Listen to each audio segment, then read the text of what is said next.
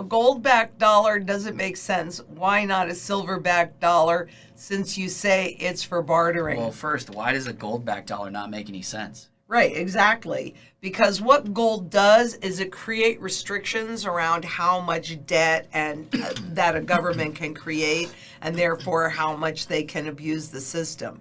So you do want a gold-backed dollar or fiat currency so that there is some fiscal responsibility in there. The reason why silver doesn't really fill that role is because it really kind of steps in both the industrial camp as well as the monetary camp, and silver actually gets used up. So the reason why gold backing makes a lot more sense is because it's indestructible, and that's not true for silver.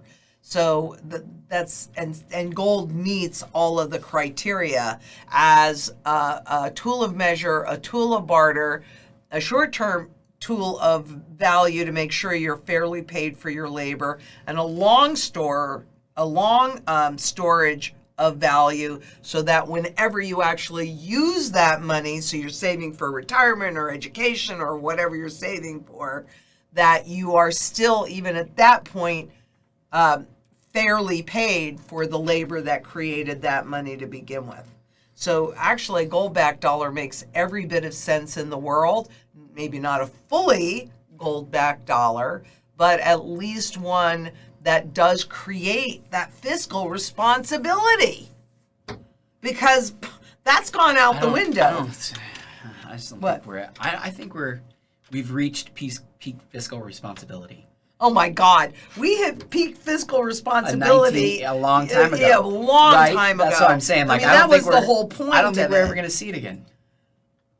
Well, we will see it. I would disagree with that, and I'll tell you why I think we're going to see it again.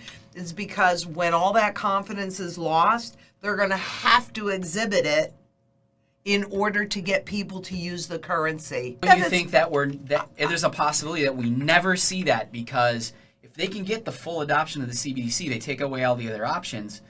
Okay, I'll tell you why. Because it forces confidence. They don't need confidence anymore. Well, forces confidence. What if people lost confidence and they rose up and they rioted? Well, that'd be. We're talking about, you know. You would take a full-scale revolution. And I think that's what we're headed to. And a reset of the entire government and central banking system and replacement of all that, right? In order to get. I'll go two fingers. I don't think people will just lay down and roll over. I'm not going to lay down and roll over. I just find it hard to believe that 97% of America is not just going to roll over. Oh, I don't think 97% would. I mean, look around the world globally. You know how they're going to spin it? They're masters of perception management. Of course they are. And they're going to tell you this is the best thing we can do. Right, because if we do this, there will be no inflation. No, because they're going to do deflation, which is basically the same thing, except the opposite. Right? So, no, I think we're going to see revolution before that. And I'll tell you why. Because number one, in 2019, we had a lot of people that were around the world that were coming together and revolting, right? And then that got quashed in 2020, but it's rising again.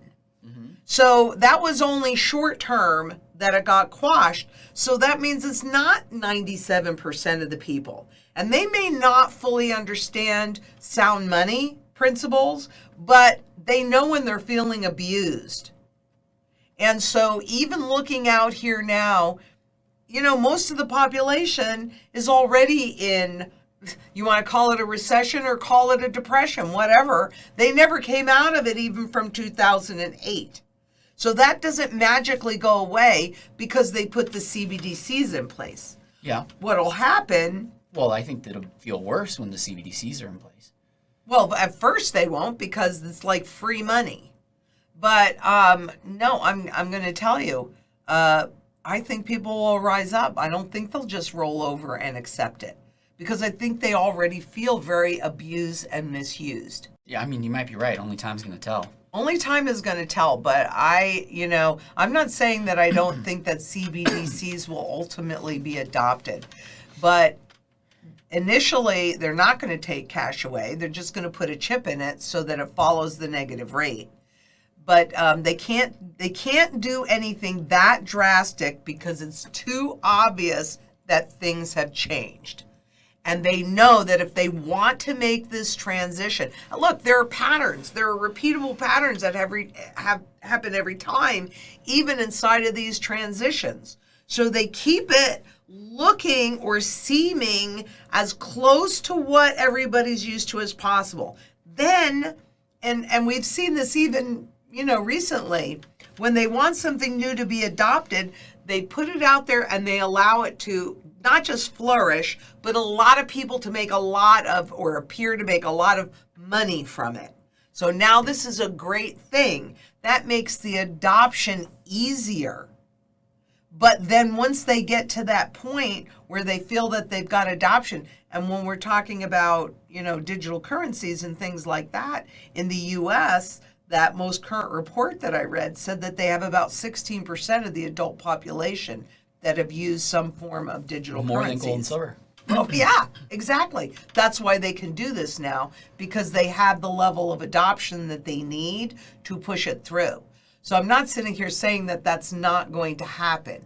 I just don't see it being them having the ability if they did that and got rid of everything else, everybody would know that they're taking full control, and you would get revolution.